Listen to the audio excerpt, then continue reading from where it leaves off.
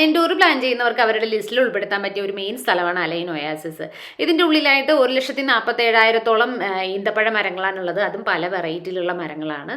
ഈന്തപ്പഴങ്ങൾ മാത്രമല്ല, നാരങ്ങയാണെങ്കിലും അതുപോലെ മാവാണെങ്കിലും അതുപോലെ ഒരുപാട് മരങ്ങളുള്ള ശരിക്കുമുള്ള ഒരു മരുപ്പച്ച തന്നെയാണ് ഈ അലൈൻ ഒയാസിസ്. അലൈൻ ഒയാസിസിൻ്റെ ഉള്ളിലേക്ക് പോകുന്നതിന് ഒന്നിലധികം എൻട്രൻസ് ഉണ്ട്. നമ്മൾ വന്നിരിക്കുന്നത് വെസ്റ്റ് എൻട്രൻസിലേക്കാണ്. ഇവിടെ വലത് ഭാഗത്തായിട്ടാണ് പാർക്കിംഗ് വരുന്നത്. ഈ പാർക്കിങ്ങിൽ നമ്മൾ പാർക്ക് ചെയ്തതിന് ശേഷം ഇവിടെ ഒരു ഗ്യാതറിംഗ് പോയിന്റ് വരുന്നുണ്ട്. ഇവിടെ കൂടി കടന്നിട്ട് വേണം നമ്മൾ എൻട്രൻസിലേക്ക് പോവേണ്ടത്. ഇപ്പോൾ ഗ്രൂപ്പായിട്ടൊക്കെ വരുവാണെങ്കിൽ ഗ്യാദർ ചെയ്യാനുള്ള സീറ്റിങ്ങും കാര്യങ്ങളൊക്കെ ഈ ഒരു ഏരിയയിൽ സെറ്റ് ചെയ്തിട്ടുണ്ട്. അതുപോലെ ഇതിനോട് ചേർന്ന് തന്നെ ഭക്ഷണശാലകളൊക്കെ വരുന്നുണ്ട്. ഗ്യാതറിംഗ് പോയിന്റിന്റെ നടുക്കായിട്ട് അലൈൻ ഒയാസിസിന്റെ പൂർണ്ണ രൂപത്തിലുള്ള ഒരു ചെറിയ മിനിയേച്ചർ ചെയ്തിട്ടുണ്ട്. ഇവിടെ നിന്ന് തന്നെ നമുക്ക് ഈ ഓരോ ഏരിയയിലും എന്തൊക്കെയാണുള്ളതെന്ന് ഇതിൽ നോക്കി മനസ്സിലാക്കിയിട്ട് പോകാൻ പറ്റും. അലൈൻ ഒയാസിസിൽ എപ്പോഴും എൻട്രി ഫ്രീ തന്നെയാണ്. പിന്നെ അഡീഷണൽ ആക്ടിവിറ്റീസ് ഒക്കെ വരുന്ന 4th മുതൽ 6th വരെ വീക്കെൻഡ് അറ്റ് ദ ഒയാസിസ് നടക്കുന്നുണ്ട്. ആ സമയത്താണെങ്കിൽ അഡീഷണൽ ഫുഡ് സ്റ്റോളുകളും എൻ്റർടൈൻമെൻറ്റുകളും കാര്യങ്ങളൊക്കെ ഉണ്ടാവും.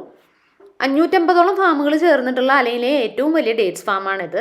അപ്പോൾ നമുക്ക് കുറേ അധികം ഫാമുകൾ ഉള്ളത് കൊണ്ട് തന്നെ നമുക്ക് ഇടയ്ക്കിടയ്ക്കും സെപ്പറേറ്റ് എൻട്രൻസുകൾ നമുക്ക് കാണാൻ പറ്റും. ഈ ഒരു എൻട്രൻസിൻ്റെ ഭാഗത്തുനിന്ന് എങ്ങോട്ടാണ് പോകേണ്ടതെന്ന് നമുക്ക് ഇൻസ്ട്രക്ഷൻ തന്നിട്ടാണ് വിടുന്നത്. പിന്നെ പോകുന്ന വഴിക്കൊക്കെ ഇങ്ങനെ അവിടെ ഇവിടെയായിട്ട് ഇൻസ്ട്രക്ഷനും അതിൻ്റെ മാപ്പുകൾ കാര്യങ്ങളൊക്കെ കൃത്യമായിട്ട് വച്ചിട്ടുമുണ്ട്. മുമ്പ് യുനെസ്കോ മാനേജ് ചെയ്തിരുന്ന UAE-യിലെ വേൾഡ് ഹെറിറ്റേജ് സൈറ്റാണ് ഈ അലൈൻ ഒയാസിസ്. ഇപ്പോൾ ടൂറിസം ഡിപ്പാർട്ട്മെൻറ്റാണ് ഇത് മാനേജ് ചെയ്യുന്നത്. ഇവിടെയുള്ള 550 ഫാമുകളും ഇവിടെയുള്ള ലോക്കൽ എമിറാറ്റുകളുടെ ഓണർഷിപ്പിലാണുള്ളത്. നമ്മൾ സലാലയിലൊക്കെ ഒത്തിരി കാണാറുള്ളതാണ്. ഊത് പോലെ മണമുള്ള ഫ്രാങ്കിൻസെൻസ് എടുക്കുന്ന മരമാണ് ഈ നിൽക്കുന്നത്. നമ്മൾ ഹോളിഡേയ്സിൻ്റെ ഫസ്റ്റ് ദിവസമാണ് പോയിട്ടുണ്ടായിരുന്നത്. നല്ല ക്ലൈമറ്റുമാണ്. പോരാത്തതിന് നമുക്കൊരു റിലാക്സ് ചെയ്തിട്ടുള്ള ഒരു ട്രിപ്പൊക്കെ ആഗ്രഹിക്കുന്നവർക്ക് പോകാൻ പറ്റിയ ഒരു സ്ഥലവുമാണ്. പിന്നെ ഇതിനോട് ചേർന്നിട്ട് തന്നെയാണ് അലൈൻ പാലസ് മ്യൂസിയം വരുന്നുണ്ട്. അതിന് വേറെ എൻട്രൻസ് ആണ് വരുന്നത്. രണ്ടിടത്തേക്കും ഫ്രീ ആയിട്ട് തന്നെ നമുക്ക് എൻട്രി ചെയ്യാം.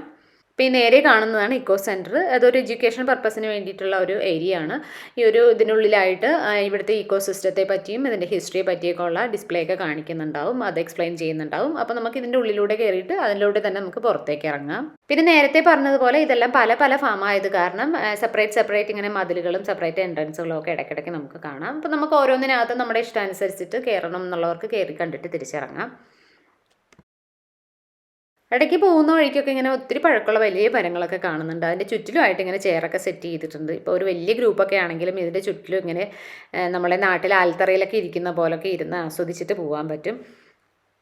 ഇത് UAE-യിലെ നാഷണൽ ട്രീ ആണ്. ഇതിൻ്റെ പേര് ഗാഫ് എന്നാണ്. ശരിക്കും എനിക്ക് ഇതിൻ്റെ പേരറിയില്ലായിരുന്നു. നമ്മൾ എവിടെ നോക്കിയാലും ഈ മരം കാണാറുണ്ടെങ്കിലും ഈ ഇടയ്ക്ക് നമ്മൾ ഷജർ നഴ്സറി പോയിട്ടുണ്ടായിരുന്നു. അപ്പോൾ നമുക്ക് അവിടെ മരം നടാനുള്ള ഒരു അവസരമൊക്കെ കിട്ടിയിട്ടുണ്ടായിരുന്നു. അപ്പോൾ നമ്മൾ ഇതിൻ്റെ വിത്ത് നട്ടിട്ടുണ്ടായിരുന്നു. നടുക മാത്രമല്ല, വീട്ടിൽ കൊണ്ടുവന്ന് വെച്ചിട്ടുണ്ട്. ഇതുവരെ കിളിർപ്പൊന്നും വന്നിട്ടില്ല, വരുമായിരിക്കും. അത്യാവശ്യം ഏരിയ ഉള്ളതുകൊണ്ട് തന്നെ നടക്കാൻ താല്പര്യമില്ലാത്തവർക്ക് വേണമെങ്കിൽ ഇവിടുന്ന് ബഗ്ഗി റൈഡ് എടുക്കാം. അതല്ലെങ്കിൽ സൈക്കിള്, ഇലക്ട്രിക് സ്കൂട്ടേഴ്സ്, ക്വാഡ്രി സൈക്കിൾസ് അങ്ങനെയുള്ള ഓപ്ഷൻസ് ഒക്കെ അവൈലബിൾ ആണ്. ഇപ്പോൾ 4-5 പേർക്കൊക്കെ മാക്സിമം കുട്ടികളടക്കം ഇരിക്കാൻ പറ്റുന്നവർക്ക് ഇങ്ങനെയുള്ള ക്വാഡ്രി സൈക്കിൾസ് ഉണ്ട്. പിന്നെ ഇല്ലെങ്കിൽ സിംഗിൾസ് ആയിട്ട് ഓടിക്കാൻ പറ്റുന്ന സൈക്കിളുണ്ട്, അല്ലെങ്കിൽ ഇലക്ട്രിക് സ്കൂട്ടേഴ്സ് ഉണ്ട്. ബഗ്ഗി സർവീസ് ആണെങ്കിൽ അഡൽട്ട്സിന് 30 ദിറംസും കുട്ടികൾക്ക് 10 ദിറംസും ആണ് വരുന്നത്. 20 to 25 മിനിറ്റ്സ് ആണ് ടൈം ഡ്യൂറേഷൻ വരുന്നത്. സൈക്കിൾസും ക്വാഡ്രി സൈക്കിൾസും ഒക്കെ നമുക്ക് ഹാഫ് ആൻ അവർ എടുക്കാം, അല്ലെങ്കിൽ 1 hour ആയിട്ട് എടുക്കാം. പക്ഷേ ശരിക്കും നമ്മൾ ഈ ഒരു പ്രകൃതിയൊക്കെ ആസ്വദിക്കാനായിട്ട് വരുന്നവരാണെങ്കിൽ ശരിക്കും നടന്നു പോകുന്നത് തന്നെയാണ് നല്ലത്. അങ്ങനെയുള്ളവർക്ക് മാത്രമേ ഇങ്ങനെ ഈ ഒരു എല്ലാ ഫാമിൻ്റെ ഉള്ളിലൊക്കെ കയറിയിട്ട് നമുക്ക് കാണാൻ പറ്റുള്ളൂ.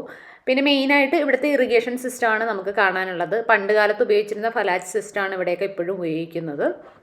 അതായത് നമ്മുടെ നാട്ടിലൊക്കെ ചെറിയ തോടുകൾ ഉണ്ടാക്കിയിട്ട് നമ്മളിങ്ങനെ കൃഷി സ്ഥലത്തേക്കൊക്കെ വെള്ളം തിരിച്ചുവിടുന്ന ആ സെയിം സിസ്റ്റം തന്നെയാണ്.